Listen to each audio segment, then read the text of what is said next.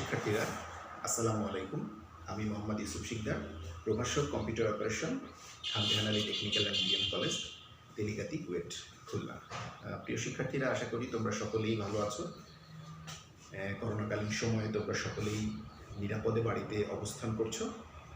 তো শিক্ষার্থীরা, তোমরা সকলেই জানো যে অনলাইন ক্লাস, এই অনলাইন ক্লাসের অংশবিশেষ, অর্থাৎ আমরা সকলেই জানি যে আমাদের করোনাকালীন সময়ে আমাদের দেশে শিক্ষা ব্যবস্থা যাতে ব্যাহত না হয়, সেই কারণেই গণপ্রজাতন্ত্রী বাংলাদেশ সরকারের মাননীয় প্রধানমন্ত্রী তার এই মহতী উদ্যোগের সাথে আমরা একাত্মতা ঘোষণা করে শিক্ষা ব্যবস্থাকে চালিয়ে নেবার জন্য আমাদের খান Jahan Ali technical and BM কলেজের সম্মানিত অধ্যক্ষ মহোদয় তারই সার্বিক তত্ত্বাবধানে আমরা আমাদের এই অনলাইন ক্লাস নেওয়ার চেষ্টা করছি। তো আমি যেহেতু কম্পিউটার বিষয়ে তোমাদেরকে শিক্ষা দিয়ে থাকি, সেই কারণেই আজকেও আমি তোমাদেরকে নতুন একটি বিষয় নিয়ে আলোচনা করব। ইতিমধ্যে আমরা কম্পিউটারের বেশ কিছু ক্লাস তোমাদের সাথে শেয়ার করেছি, যেমন কম্পিউটার কি এটি নিয়ে আলোচনা করেছি, কম্পিউটার প্রজন্ম সম্পর্কে আমরা আলোচনা করেছি, কম্পিউটার বৈশিষ্ট্য নিয়ে আলোচনা করেছি, কম্পিউটার কি সিস্টেমে কাজ করে সেটি নিয়ে আলোচনা করেছি। এইভাবে তোমরা আস্তে আস্তে ধীরে ধীরে আরও অনেক ক্লাস তোমরা আমাদের কাছ থেকে পাবে। তো আমি সকলের প্রতি দৃষ্টি আকর্ষণ করব এটি যে তোমরা অবশ্যই দেখো আমাদের এই ক্লাসগুলি সংক্ষিপ্ত সময়ের ক্লাস। তো তোমরা যদি এই ক্লাসগুলো একটু ফলো করো এবং সেই অনুযায়ী তোমরা তোমাদের যে পাঠ্য বই রয়েছে সেটি পড়ো, তাহলে তোমাদের সামনে যে পরীক্ষা রয়েছে সেটিতে কিন্তু তেমন একটা সমস্যা হবে বলে আমি মনে করি না। তো শিক্ষার্থীরা, চলো আমরা এবার একটু আমাদের পাঠে মনোযোগ দিই। আসি, দেখো আমি তোমাদেরকে কম্পিউটারের প্রথম দিকের ক্লাসে একটি সময় বলেছিলাম যে কম্পিউটার আসলে কি মাধ্যমে কাজ করে। দেখো, কম্পিউটার কিন্তু আইপিও এই প্রসেস বা এই প্রক্রিয়ার মাধ্যমে কাজ করে। যদি বলো যে স্যার বিষয়টি কি, তো বিষয়টি হচ্ছে যে আই বলতে বোঝায় ইনপুট, পিতে আমরা বুঝি প্রসেসিং, আর ওতে বুঝি আউটপুট। দেখো, আমি তোমাদের সামনে তিনটি শব্দ বলেছি, এই তিনটি শব্দই কিন্তু শিক্ষার্থীরা ইংরেজি শব্দ। আর আমি আগেও বলেছি যে কম্পিউটার শিখতে গেলে বা কম্পিউটার পড়লে তোমরা সহজেই কিন্তু ইংরেজির সাথে কম্পিউটারের একটি আলাদা কানেকশন বা রিলেশন আমি যেটি বলি সেটি রয়েছে, এবং সহজেই তোমরা অনেক ইংরেজি শিখতে পারবে, ইংরেজির অর্থ। কারণ বর্তমান সময়ে আসলে ইংরেজি এবং কম্পিউটার এই দুটি বিষয়ে কিন্তু ক্লোজলি রিলেটেড, দুটির সাথে খুবই ঘনিষ্ঠভাবে সম্পর্কিত। তাই তোমরা অবশ্যই ইংরেজি এবং কম্পিউটার বিষয়টির প্রতি বিশেষ খেয়াল রাখবে। তো দেখো, আমি যেটি বলেছি যে আইপিও ইনপুট, ইনপুট ইনপুট জিনিসটা কি, বা ইনপুট ডিভাইস কাকে বলে, বা এটি আসলে কম্পিউটারে কি কাজে লাগে, সেটি কিন্তু আজকে আমাদের পাঠদানের বিষয়, এবং তোমরা এই ক্লাস থেকে সেটি জেনে যাবা। তো শিক্ষার্থীরা, কম্পিউটার যেহেতু আইপিও সিস্টেমে কাজ করে, তো কম্পিউটারকে আমরা যদি যন্ত্রাংশের দিক থেকে ভাগ করি, তো সেই ক্ষেত্রে আমরা বলি যে কম্পিউটারের হার্ডওয়্যার এবং সফটওয়্যারের কথা আমরা বলে থাকি, যে কম্পিউটারে হার্ডওয়্যার রয়েছে, সফটওয়্যার রয়েছে। তো যাই হোক, এই হার্ডওয়্যার সফটওয়্যার ক্লাসও আমি তোমাদের সাথে আলোচনা করব। আজকের ক্লাসে যেহেতু ইনপুট ও আউটপুট ডিভাইস শিরোনামে ক্লাসটি হচ্ছে, সেজন্য এটি নিয়ে আসি। এখানে ডিভাইসও কিন্তু একটি ইংরেজি শব্দ। ডিভাইস শব্দের অর্থ হচ্ছে কৌশল। শিক্ষার্থীরা, এখানে দেখো ইনপুট ও আউটপুট ডিভাইস, যদিও কম্পিউটারের ভাষায় এখানে ডিভাইস বলতে আমরা যন্ত্রপাতি সম্পর্কে বুঝবো। অর্থাৎ ইনপুট ডিভাইস মানে কম্পিউটারে কিভাবে কম্পিউটারের ডাটাগুলোকে কম্পিউটারের মাধ্যমে মধ্যে প্রবেশ করানো যায়, সেটির যে যন্ত্র সেটি হচ্ছে ডিভাইস। আবার কম্পিউটারে আমরা কিভাবে ফলাফল দেখতে পারি সেটি হচ্ছে আউটপুট ডিভাইস বা আউটপুট যন্ত্র। এবার খুব ভালো করে লক্ষ্য করো, দেখো আমি এখানে ইনপুট ডিভাইস কাকে বলে খুব সহজে লিখেছি। তোমরা যদি এই সামান্য পয়েন্টটুকু মনে রাখতে পারো, নিজেরা কিন্তু একটি লাইন সহজে লিখতে পারবে। আমি আবারও বলি যে তোমাদের মার্ক বন্টন কিন্তু তোমরা সকলেই জানো তারপরেও কিন্তু আমি প্রতিটি ক্লাসে চেষ্টা করি তোমাদের সেই কথাকে স্মরণ করিয়ে দেওয়ার জন্য, যাতে তোমাদের সুবিধা হয়। তোমাদের কিন্তু এখানে অনেক ডিটেইলস অর্থাৎ বিস্তারিত লেখার কোনো প্রয়োজন নেই।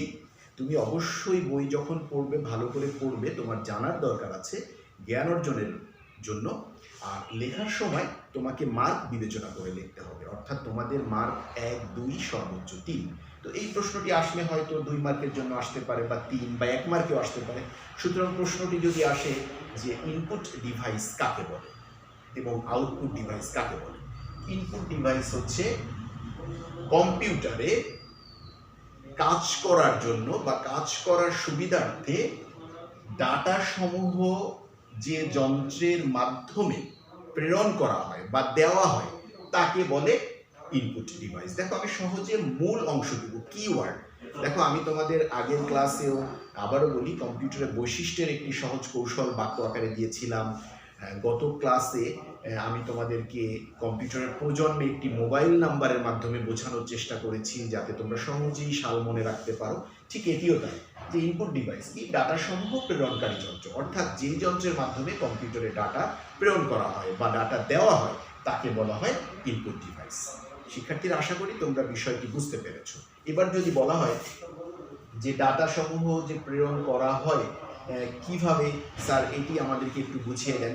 দেখো কম্পিউটারে আমরা দেখি যে অনেকগুলি যন্ত্র রয়েছে, এর মধ্যে সকল যন্ত্রের মাধ্যমে কিন্তু কম্পিউটারের তথ্য দেওয়া যায় না। কম্পিউটারের তথ্যগুলো কিন্তু আমরা যখন ইনপুট ডিভাইসের মাধ্যমে দেই, এটি কিন্তু মেমোরিতে জমা হয়, তারপরে এটা সিপিইউতে গিয়ে, ওই যে আমি বলেছি যে আইপিও, সিপিইউতে প্রসেসিং হয়। প্রসেসিং হওয়ার পরে সর্বশেষে কি হয়, আমরা ফলাফল আকারে এটি পাই। তাহলে কম্পিউটারে যেমন দেখো, তুমি যদি ধরে নাও তোমার বাসায় একটি কম্পিউটার রয়েছে, তুমি কম্পিউটার টেবিলের সামনে বসেছো এবং কম্পিউটার মনিটরে তুমি চোখ রাখছো, কিন্তু তুমি ধরে নাও একটি অ্যাপ্লিকেশন বা একটি দরখাস্ত তুমি আমাদের কলেজের প্রিন্সিপাল স্যার বরাবর লিখছো। তো সেই ক্ষেত্রে তোমাকে কি করতে হবে, তোমাকে নিশ্চয়ই কিবোর্ড, দেখো যারা গান গায় তারা প্রথমে হারমোনিয়াম বাজায়, তো এই যে কিবোর্ডটাও কিন্তু সেই ধরনের।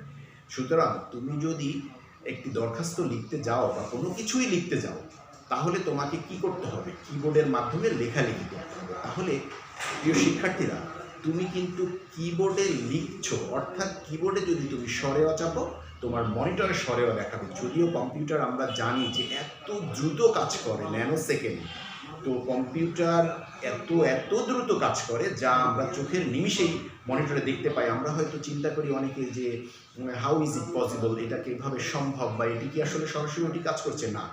আমরা আসলে ওই কিবোর্ডের মাধ্যমে যে কোনো ডাটাকে লিখছি বা দিচ্ছি, তারপরে ওটি প্রসেসিং হচ্ছে, তারপরে হচ্ছে আমরা মনিটরে দেখতে পারতেছি, কিন্তু এটি সংক্ষিপ্ত সময়ের মধ্যে।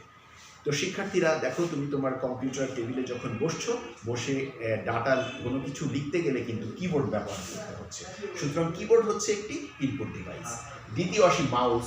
দেখো আমরা মাউসের মাধ্যমেও কিন্তু অনেক তথ্য দিতে পারি ইচ্ছা করলে, তাহলে মাউস দিয়েও কিন্তু ক্লিক করে করে অনেক ডাটা আমরা ভিতরে প্রবেশ করাই কম্পিউটারে, সেজন্য এটিও হচ্ছে একটি ইনপুট ডিভাইস। মাইক্রোফোন কিভাবে, দেখো আমরা যদি ধরে নাও আমাদের কলেজে কোনো অনুষ্ঠান হচ্ছে, সেই অনুষ্ঠানে তোমরা কেউ একটা উপস্থিত বক্তৃতা রাখছো, বিশেষ করে ধরো অনলাইন ক্লাসের উপর। তো এই বক্তৃতা রাখতে গেলে তোমার সামনে কিন্তু একটি মাইক্রোফোন দেওয়া হবে, তাহলে তুমি কিন্তু মাইক্রোফোনের মাধ্যমে কথা বলো, অর্থাৎ তোমার কথা মাইক্রোফোনের ভিতরে যায়, তারপরে সেটি তুমি শুনতে পাও। সুতরাং সেই ক্ষেত্রেও দেখো খুব সহজেই আমরা বুঝতে পারছি যে মাইক্রোফোনও হচ্ছে একটি ইনপুট ডিভাইস। তারপরে আমি এখানে লিখেছি ওসিআর এবং ওএমআর। দেখো ওসিআর এবং ওএমআর এই দুটি মেশিনও হচ্ছে তোমার ইনপুট ডিভাইস। একে প্রিয় শিক্ষার্থীরা, আরও একটি জিনিস তোমরা জেনে নাও, আমরা সামনে পরবর্তী ক্লাসে আমরা এটি জানব যে ওসিআর এর পূর্ণরূপ, ওএমআর এর পূর্ণরূপ, এটি তোমাদের পরীক্ষায় আসে। এটি হচ্ছে অপটিক্যাল ক্যারেক্টার রিডার, এটা অপটিক্যাল মার্ক রিডার। দেখো আমরা জানি যে ওএমআর মেশিন দ্বারা পরীক্ষার খাতা মূল্যায়ন করা হয়। তোমরা সবাই জানো তোমাদের যে নৈর্ব্যক্তিক খাতাগুলি রয়েছে, যে আমরা টিক চিহ্নের যেগুলি আমরা বৃত্ত ভরাট করে পূরণ করি, সেগুলো কিন্তু এই মেশিনের মাধ্যমে করা হয়। তাহলে দেখো আমরা কি করি, ওই মেশিনে কিন্তু ওই খাতাগুলিকে দিতে হয়। তাহলে কি ওর ভিতর আমরা দিচ্ছি, সুতরাং ইনপুট করতেছি। তাহলে শিক্ষার্থীরা, আমি আশা করি তোমরা সকলেই খুব ভালোভাবেই বুঝে গিয়েছো যে ইনপুট ডিভাইস কাকে বলে, যে যন্ত্রের সাহায্যে ডাটা প্রেরণ করা হয় বা যে যন্ত্রের মধ্যে ডাটা দেওয়া হয়। তাহলে এইসব যন্ত্রের মাধ্যমেই কিন্তু কম্পিউটারে ডাটা প্রেরণ করা হচ্ছে, সহজ। এবার আসি আউটপুট ডিভাইস। শিক্ষার্থীরা, আউটপুট ডিভাইস হচ্ছে যে এটি আরও সহজ, যে ফলাফল প্রদানকারী যন্ত্র, অর্থাৎ যেই যন্ত্রের মাধ্যমে তুমি ফলাফলগুলো দেখতে পাচ্ছ। যেমন মনিটর, আমি একটু আগেই বলেছি, তুমি যদি কোনো কিছু লিখতে চাও তাহলে প্রথমে তোমাকে কম্পিউটার টেবিলে চেয়ারে বসে তোমাকে কি করতে হবে, কিবোর্ড দিয়ে সেগুলি লিখতে হবে। সুতরাং সেটি হচ্ছে ইনপুট, তুমি লিখছো অর্থাৎ দিচ্ছ। এরপরে তুমি দেখতে পাবে যেটি, অর্থাৎ ফলাফল। তোমার সেই অ্যাপ্লিকেশনটি যদি তুমি দেখতে চাও তাহলে সেটি কোথায় দেখতে পাবে, মনিটর। তাহলে মনিটর হচ্ছে একটি আউটপুট ডিভাইস। আউটপুট মানেই হচ্ছে ফলাফল। দ্বিতীয় হচ্ছে প্রিন্টার। দেখো শিক্ষার্থীরা, প্রিন্টারের মাধ্যমে, তোমরা প্রিন্টার সম্পর্কে সবাই অবগত, আমরা সবাই জানি, আমরা দোকানে গেলে ফটোকপি মেশিন দেখি অথবা কম্পিউটারের সাথে প্রিন্টার রিলেটেড থাকে। এটি কিন্তু একটি আউটপুট যন্ত্র, কারণ প্রিন্টারের মাধ্যমে তুমি যে কাগজটি বের হবে দেখতে পারবে, ওখানে কিন্তু তোমার যে লেখালেখি সেটি তুমি ফলাফল আকারে দেখতে পারবে। এবার আসি স্পিকার। শিক্ষার্থীরা, একটু আগেই আমি তোমাদেরকে বলেছি যে তুমি একটি স্টেজে ধরো অনলাইন এডুকেশনের উপর আলোচনা করছো, বক্তৃতা দিচ্ছ। তো আমি যেরকম বলেছি যে তোমার সামনে একটি স্পিকার দেওয়া, তোমার সামনে যখন একটি মাইক্রোফোন দেওয়া হবে, তখন মাইক্রোফোনের মাধ্যমে তুমি কথা বলবে, অর্থাৎ তোমার ডাটাগুলোকে ওর মধ্যে প্রবেশ করাবে। আর আমরা যারা অডিয়েন্স বা দর্শক শ্রোতা থাকবো শিক্ষার্থীরা, তারা কিন্তু শুনবো স্পিকারের মাধ্যমে। সুতরাং আমরা কি তোমার কথাটা ফলাফল আকারে শুনতে পাচ্ছি। তাহলে এটি একটি আউটপুট ডিভাইস। তারপরে দেখো, বিভিন্ন ধরনের ডিস্ক তোমরা সবাই চিনো, সেটা ম্যাগনেটিক ডিস্ক রিডার আছে, সিম্পল ডিস্ক আছে। এই সমস্ত ডিস্কগুলো, যদিও ডিস্কের ক্ষেত্রে কোনো কোনো ডিস্ক রয়েছে সেটা ইনপুটের মধ্যেও হয়, আবার আউটপুটের মাধ্যমে। তারপরেও এই ডিস্কগুলা কিন্তু আমরা আউটপুট। কারণ দেখো শিক্ষার্থীরা, আমরা যদি ধরো একটি মুভি দেখতে চাই, সেই ক্ষেত্রে আমরা কি করি, আমরা বাজারের থেকে কোনো ডিস্ক এনে কিন্তু তারপরে কম্পিউটারে যেখানে ডিস্ক বসাতে হয়, ডিস্ক দেওয়ার পর খুব সহজেই সেই ডিস্কের মাধ্যমে আমরা সেই মুভিগুলাকে দেখতে পাই। তো শিক্ষার্থীরা, আমি আশা করব যে তোমরা আজকের যে ক্লাসটি ছিল ইনপুট এবং আউটপুট ডিভাইসের উপর, সার সংক্ষেপ বিষয় হচ্ছে এটি, যে যেই যন্ত্রের মাধ্যমে আমরা ডাটাগুলোকে প্রবেশ করাবো সেটি হচ্ছে ইনপুট ডিভাইস, আর যেই যন্ত্রের মাধ্যমে আমরা ফলাফল দেখতে পাবো সেটি হচ্ছে আউটপুট ডিভাইস। তো প্রিয় শিক্ষার্থীরা, আজ এ পর্যন্তই। পরবর্তী ক্লাসে তোমাদের সাথে নতুন একটি বিষয় নিয়ে আবার আলোচনা হবে। সে পর্যন্ত সবার সুস্থতা এবং দীর্ঘায়ু কামনা করছি। সবাইকে ধন্যবাদ। আসসালামু আলাইকুম।